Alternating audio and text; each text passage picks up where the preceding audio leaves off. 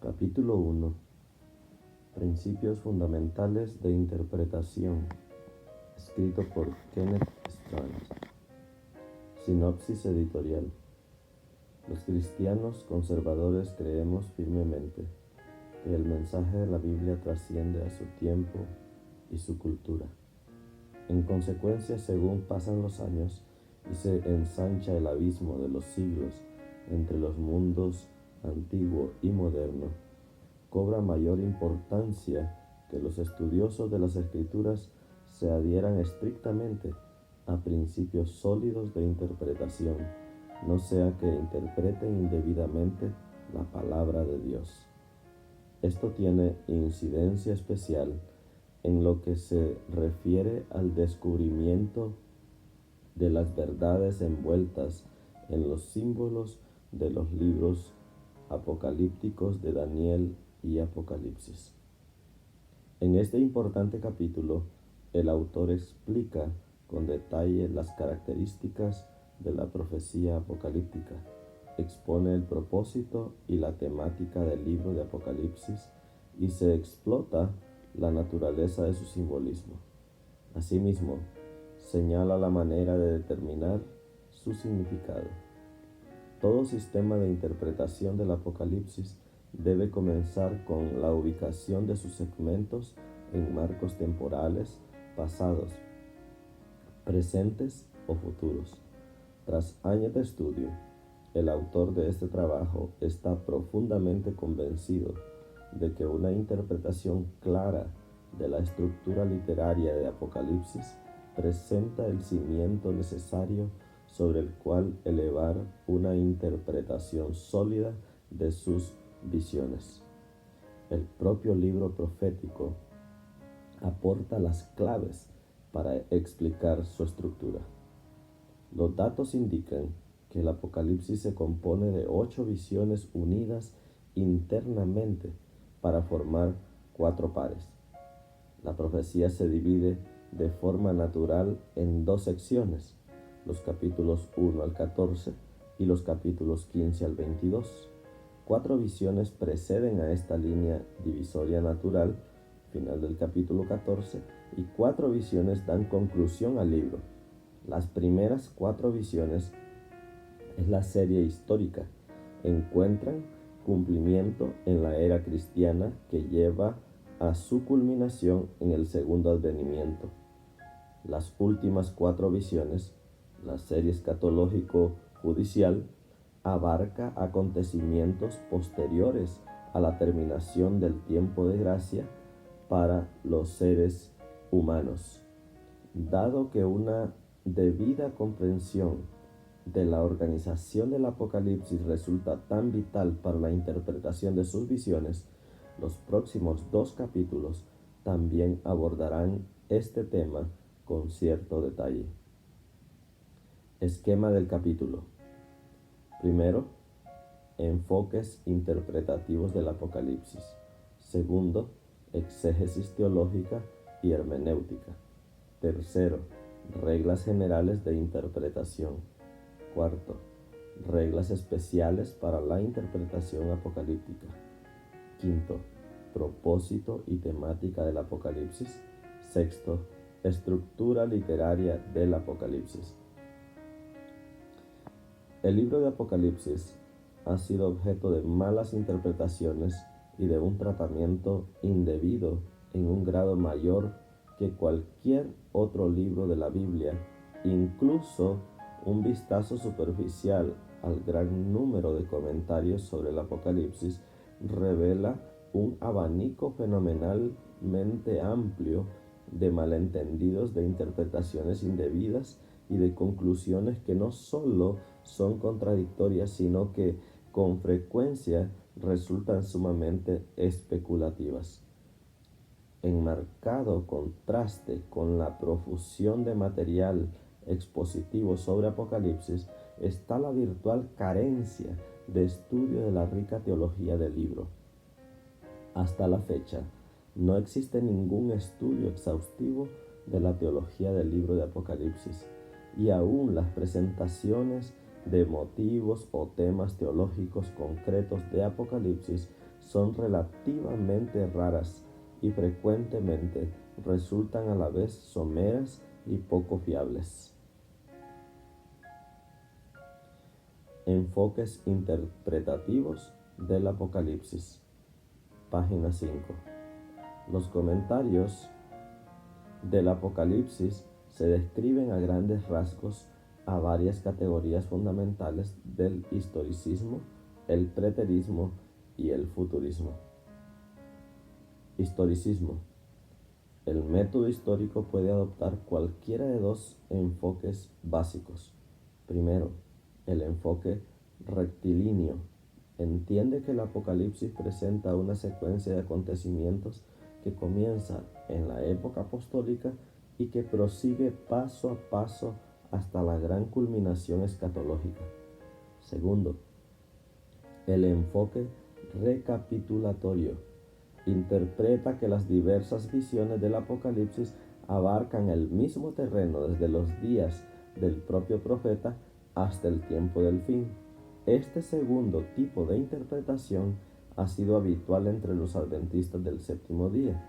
En cualquier caso, se entiende que las profecías encuentran cumplimiento en la época histórica que media entre los días de Juan y el establecimiento del reino eterno. Escuela del preterismo.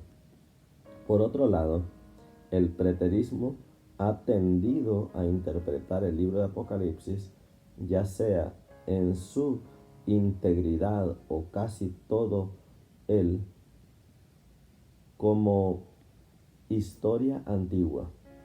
La mayoría de los eruditos preteristas consideran que las profecías de Apocalipsis reflejan acontecimientos y situaciones relativas a la Iglesia cristiana y al Imperio Romano de los días de Juan, alcanzando posiblemente un breve trecho posterior a esa época para englobar cosas previstas por Juan. Hay, sin embargo, algunas excepciones de preterismo que permitirían que las profecías de Apocalipsis llegasen incluso hasta Constantino el Grande, comienzos del siglo IV, perteneciendo la sección de 9, capítulo 19, versículo 11 en adelante, a un periodo posterior que en nuestros mismos días sigue siendo futuro. Futurismo. El sistema futurista de interpretación ve el cumplimiento de la mayor parte del Apocalipsis restringido a un breve periodo, a un futuro para nosotros. Una subclase del futurismo en la que caen la mayor parte de los futuristas y aún la mayoría de los evangélicos es lo que se denomina pretribulacionismo o dispensacionalismo. Este enfoque particular interpreta normalmente que los acontecimientos registrados en Apocalipsis 4, del 1 al capítulo 19, versículo 10, ocurren en un periodo de 7 años que todavía se encuentran en nuestro futuro, un periodo que comienza con un rapto secreto y marcado a su término por la gloriosa aparición visible de Cristo. Los pretribucionalistas o dispensacionalistas consideran que este periodo de 7 años constituye la 70ª semana de años en la profecía de Daniel 9:24 al 27, aunque la semana 69ª concluyó al comienzo de la era cristiana. Otros enfoques. Además de las 3 grandes escuelas de interpretación y de sus subdivisiones, están en boga en la actualidad varios planteamientos interpretativos adicionales. Algunos de ellos se solapan o abarcan en parte uno o más enfoques tradicionales, pero todos tienden a poner un acento principal en otra dirección. Hay, por ejemplo, diversas interpretaciones ahistóricas. Entienden que el Apocalipsis presenta un drama mitológico, ideales maravillosos, filosofía de valores o algo de este estilo, sin tocar la historia real ni una escatología genuina en absoluto. Por último, debería señalarse que en años recientes ha habido una tendencia hacia la mezcla de enfoques. Quizá los más notables en este sentido sean las tentativas de mezclar el preterismo con el futurismo, siendo el primer telón el fondo del segundo. Por ejemplo, Jorge Eldon Ladd y Leon Morris, o de interpretar el historicismo de un modo futurista, particularmente notable en exposiciones de adventistas del séptimo día que publican en la actualidad sus propios puntos de vista. No es mi objetivo en este capítulo ilustrar adicionalmente los diversos enfoques ni evaluarlos. Esto lo he hecho brevemente en otro lugar para los tres tradicionales, algo que también han hecho varios autores recientes. En su debido momento se presentarán ciertos principios básicos que ayudarán al lector a separar modos interpretativos poco sólidos de lo que es sólido y válido.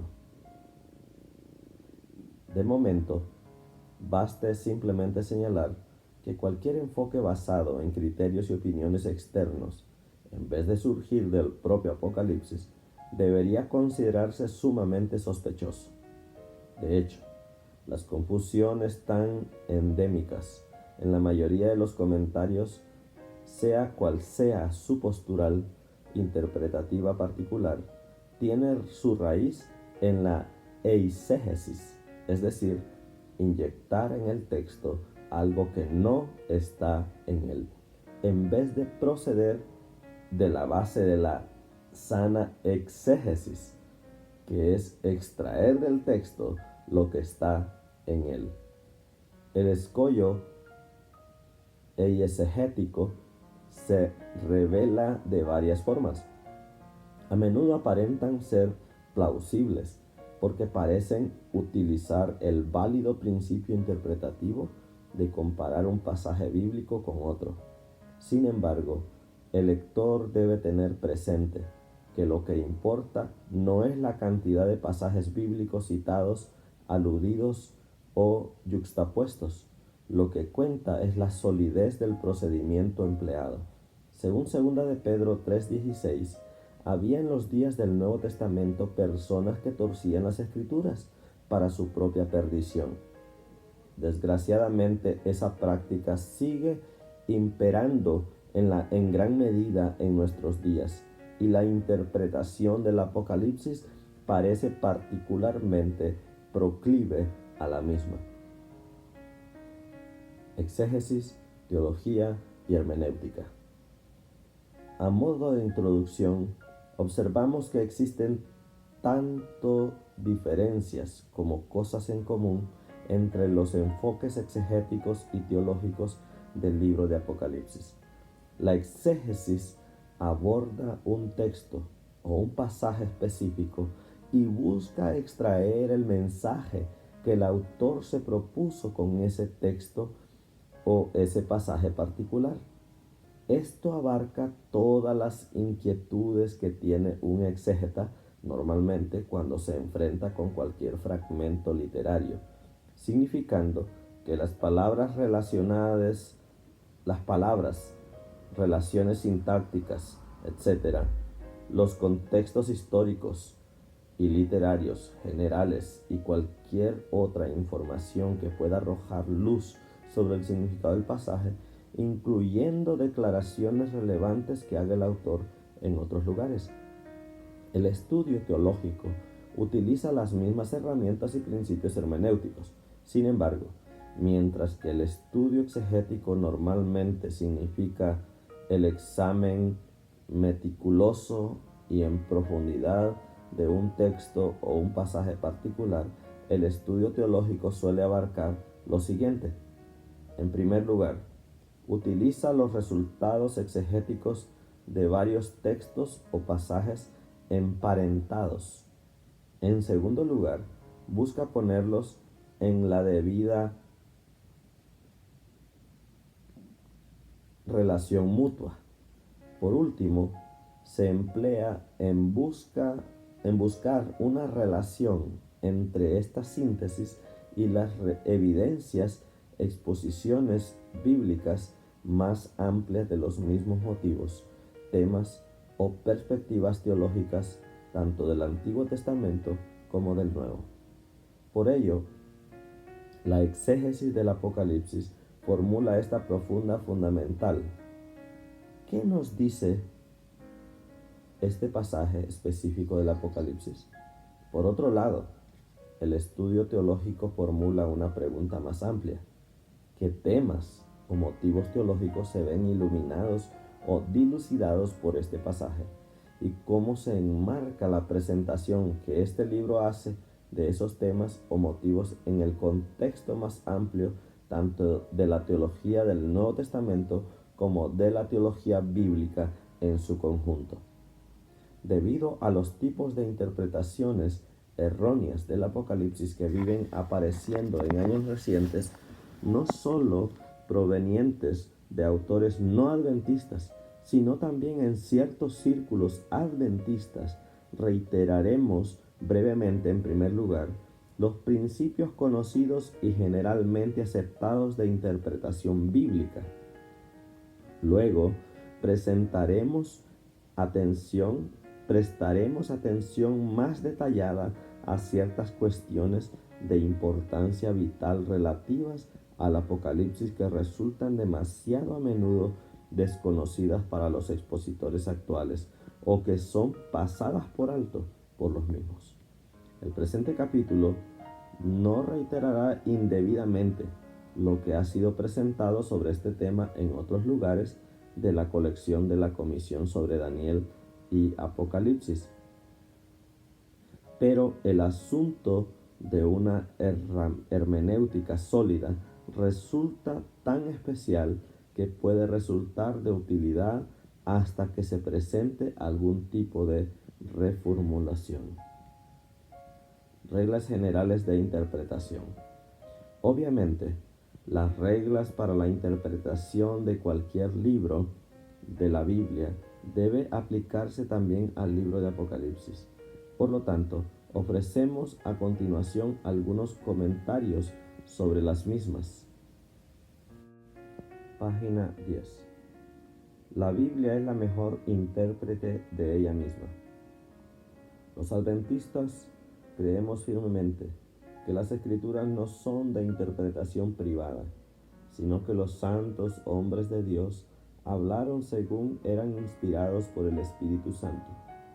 Esto está en 2 de Pedro, capítulo 1, versículo 20 al 21. Este hecho de la inspiración divina garantiza que las Sagradas Escrituras son una verdad completamente fiable. Lleva a la conclusión de que la Biblia es la mejor intérprete de ella misma, principio interpretativo ya mencionado antes. Sin embargo, los pasajes bíblicos no deben combinarse sin la concurrencia de criterio alguno. Un enfoque sólido tiene en cuenta los siguientes hechos. Primero, las Escrituras no son únicamente la verdad en un sentido general, sino que también contienen muchas verdades individuales. Segundo, por lo tanto, al abordar cualquier pasaje de las Escrituras, resulta importante asegurarse de manera precisa de qué trata el pasaje particular y de cuál es su mensaje concreto en su propio contexto específico. Tercero, aunque reunir dos o más pasajes bíblicos que tienen relevancia para el mismo tema ilumina nuestra comprensión de la verdad divina que se aborda, combinar de manera falaz dos o más declaraciones que son absolutamente ciertas en sí mismas pueden muy bien llevar a una síntesis que carece completamente de validez y es errónea. El último punto precisa ser recalcado de forma particular. Por ejemplo, si intentásemos aunar una biografía del todo exacta de César Augusto con una biografía del todo exacta de George Washington, a cada uno de estos personajes se le llamó padre de la patria. Tendríamos indudablemente un relato combinado lleno de errores. Lo mismo ocurriría si fuéramos a incrustar el relato verídico de la carrera militar de Napoleón Bonaparte en un relato verídico de la Segunda Guerra Mundial. Obrar tan a la ligera, con fragmentos individualmente ciertos y del todo precisos de información histórica, parece ridículo y sin duda lo es. No obstante, precisamente este tipo de metodología tiene su paralelismo hoy en ciertos modelos interpretativos aplicados al libro de Apocalipsis. Se trate el asunto de la historiografía general o de los estudios bíblicos, o si a eso vamos cualquier otro campo, el resultado final no es la verdad, sino la confusión y el error. El estudio diligente que echa mano de todas las herramientas disponibles. Se dice de los bereanos que eran más nobles que los de Tesalónica, porque recibían con presteza la palabra de los apóstoles y porque después estudiaban las escrituras para determinar si el mensaje de los apóstoles era verdadero. Hechos 17:11. La búsqueda de la verdad divina debe ser meticulosa, diligente y equilibrada. Tal estudio conlleva a una debida comparación de un pasaje bíblico con otro, cuidando de adquirir tanto conocimiento como resulte posible de cada pasaje bíblico utilizado. Esto sugiere un uso serio y apropiado de las herramientas que estén a nuestro alcance. Concordancias de la Biblia, diccionarios bíblicos, manuales de la Biblia, obras de referencia sobre la historia y la arqueología bíblicas, mapas, estudios geográficos de las tierras bíblicas, diccionario de las lenguas originales y otras ayudas para el estudio de los idiomas bíblicos. De ser posible, el texto bíblico debería leerse en las lenguas originales. Aunque debemos ser cautos de lo que no es más que tradición humana, algo que demasiado a menudo incluye el error, tenemos que reconocer que el uso apropiado y juicioso del material relativo a las fuentes relevantes del trasfondo histórico y arqueológico, a los diccionarios y ayudas similares, puede resultar sumamente útil e iluminador en la búsqueda de la verdad bíblica y en el descubrimiento de la misma. Los legos en las diversas disciplinas que acabamos de mencionar no deberían desanimarse. Cualquier persona dispuesta a estudiar puede encontrar con facilidad información fiable. Se den cuenta de ello o no, tales estudiantes de la Biblia, su propia lectura de las escrituras en español o en otra lengua moderna tienen una deuda con eruditos conocedores de los idiomas originales y de los antecedentes históricos o de otro tipo relevantes para el estudio de la Biblia. Afortunadamente, también hay disponibles varias traducciones de la Biblia, al menos en español, que pueden compararse entre sí. No está de más señalar en esta coyuntura que los estudiosos de la Biblia que de veras buscan la verdad no se limitarán a seleccionar traducciones o fraseologías tradicionales para satisfacer su propia imaginación en cuestiones objeto de disputa. Antes bien, buscarán la preponderancia de las pruebas al respecto de lo que es correcto. Las traducciones de la Biblia difieren en la elección de las palabras y en la forma de expresión.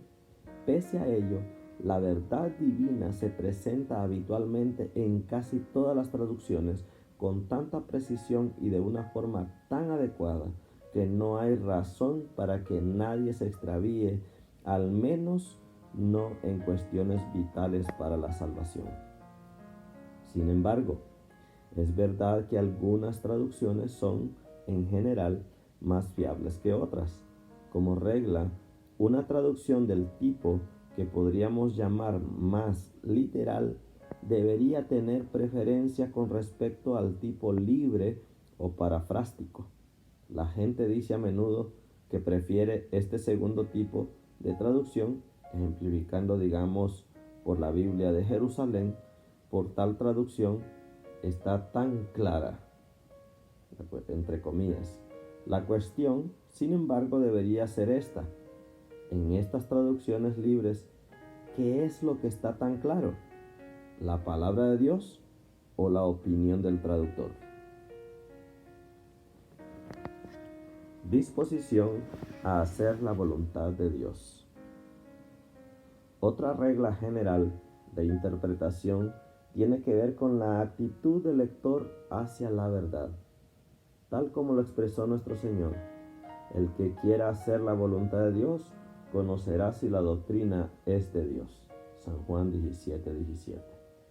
El propio libro de Apocalipsis es sumamente enérgico al recalcar que nada debe añadirse o quitarse de lo que está escrito en él. De hecho, pronuncia una bendición sobre aquellos que presten atención al mensaje del libro y de una maldición contra quienes lo distorsionen. Véase Apocalipsis 22:7, 18 y 19.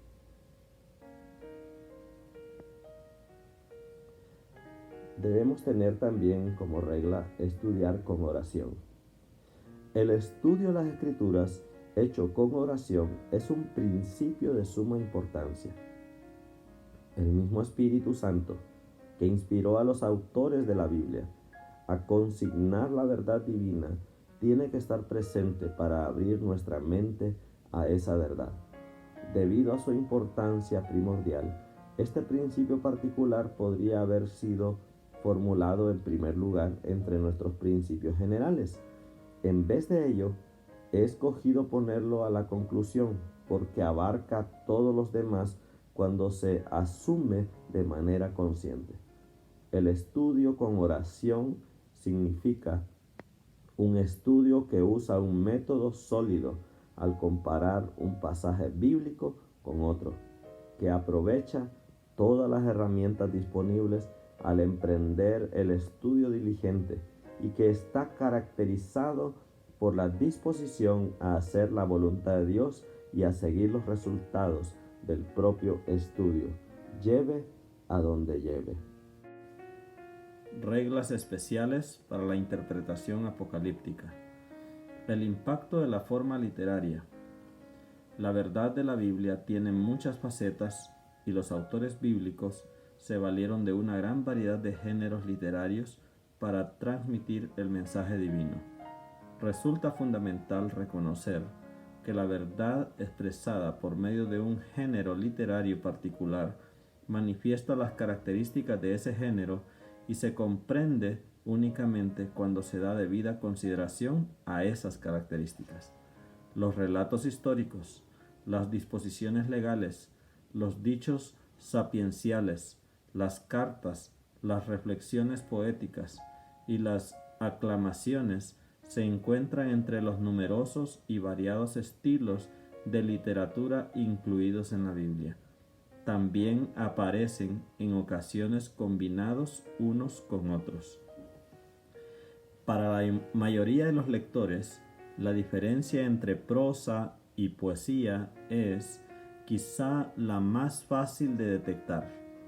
Por ejemplo, en el relato en prosa del Éxodo se nos dice que Dios envió un recio viento oriental para dividir las aguas del mar. Éxodo 14:21. En el relato poético se afirma que bastó un soplo de su nariz, referido a Dios, para que se amontonaran las aguas. Éxodo 15:8. El carácter figurativo de la expresión poética es evidente de inmediato. La mayoría de los lectores no se imaginaría a Dios como si de verdad se pusiese en cuclillas, apoyándose en las manos y las rodillas, y con la nariz diese un bufido en las aguas del mar. Y pese a ello, esta descripción gráfica añade un énfasis legítimo y una efectividad en la presentación de una verdad divina cuando se lee debidamente como el lenguaje figurado que es. El libro de Apocalipsis representa un tipo de literatura y un estilo único entre los libros del Nuevo Testamento. Su paralelo bíblico más cercano es el libro veterotestamentario de Daniel. Estos dos libros de la Biblia se catalogan por lo general como profecía apocalíptica, en contraposición con la profecía clásica, llamada a veces profecía general, estando esta representada por los libros como los de los profetas mayores y menores.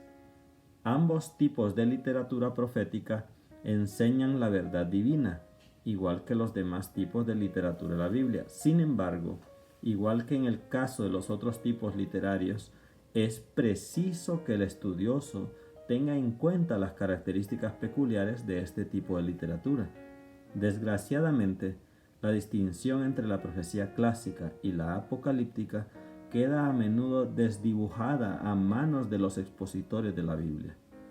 En los párrafos que siguen, señalaremos brevemente, en primer lugar, algunas de las características más generalmente reconocidas de la apocalíptica.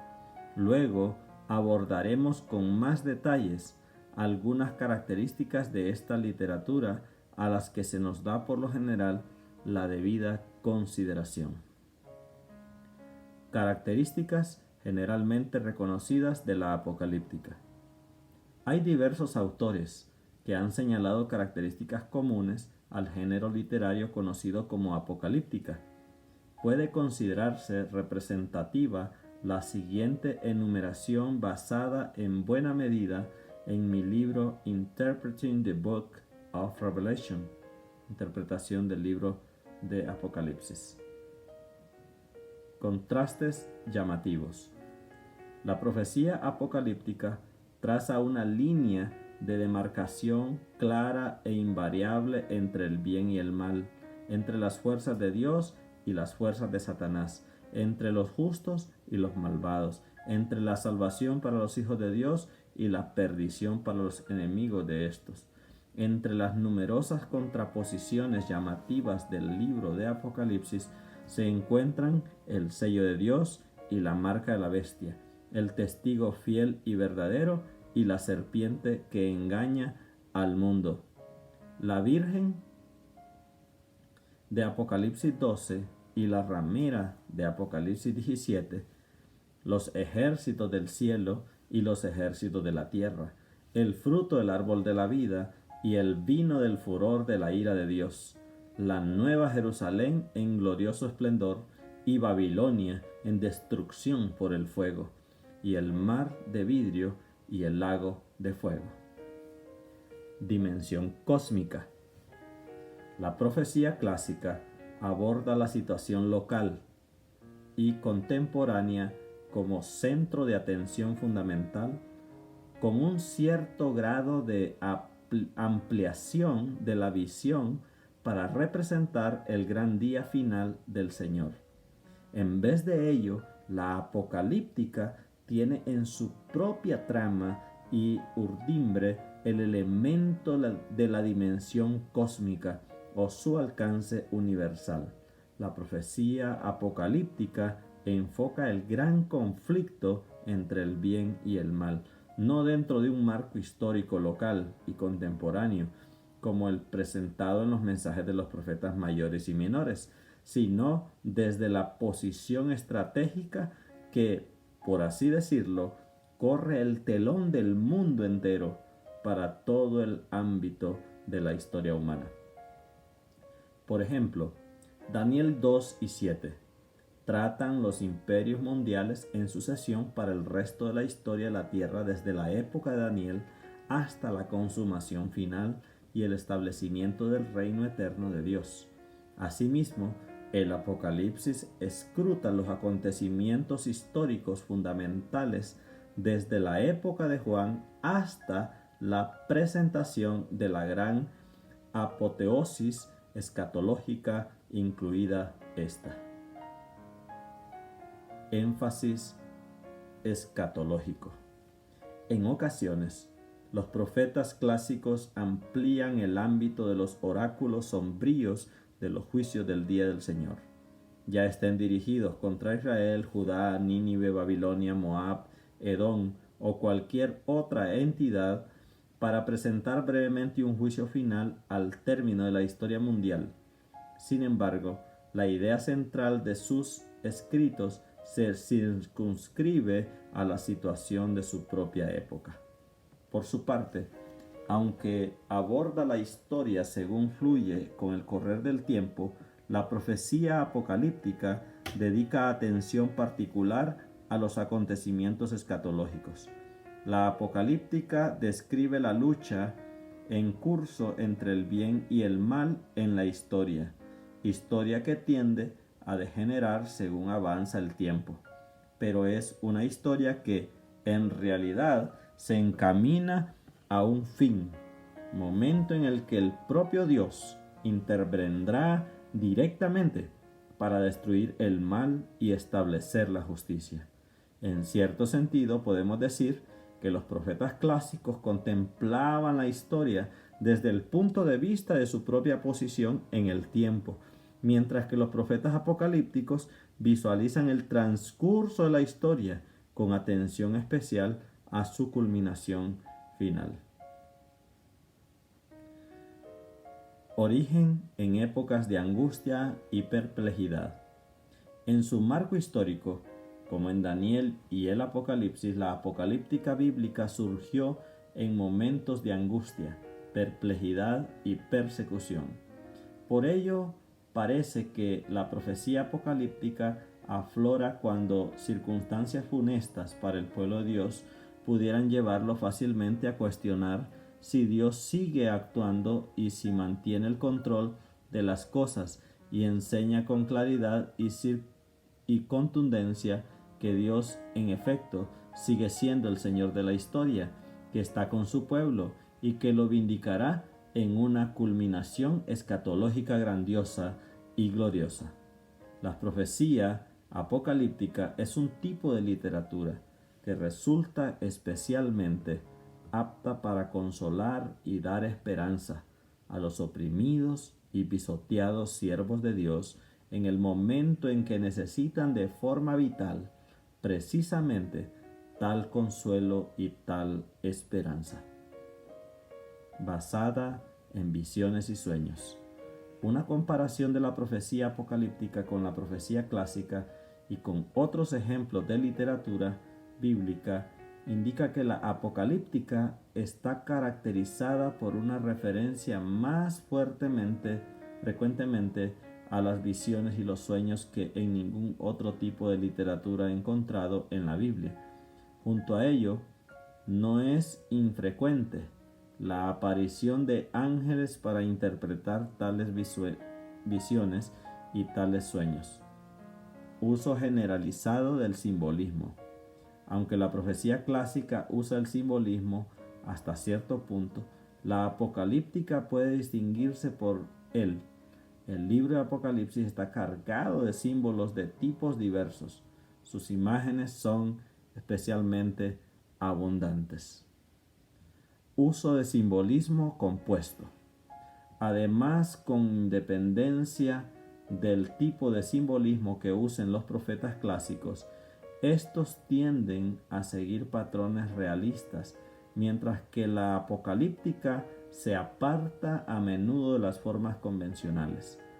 Presenta, por ejemplo, animales que no existen en la naturaleza, como el dragón de 7 cabezas y la bestia marina del Apocalipsis, el león alado y el leopardo de 4 alas de Daniel, etc.